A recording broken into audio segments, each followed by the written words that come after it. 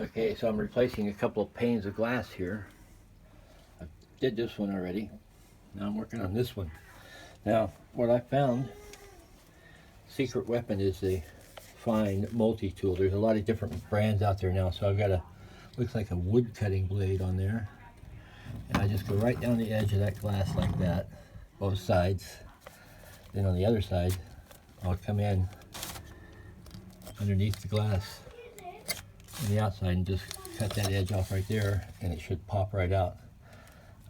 Started at 10 minutes till, and I'll keep a time on it.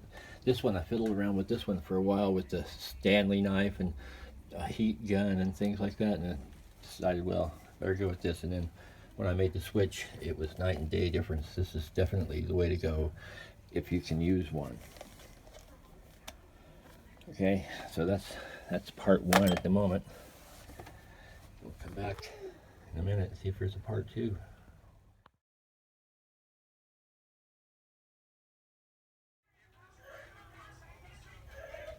Okay, now got this window frame open. Maybe you can see there's like an edge in there, and this is going to be perfect for just popping that edge right off. There'll be still two cuts, one this way to finish what I didn't cut before, and then this one the same thing. Now the bottom one, I was going to leave it on there if it was sticking up. First one was sticking up a bit. So can you see what I'm saying about the edge?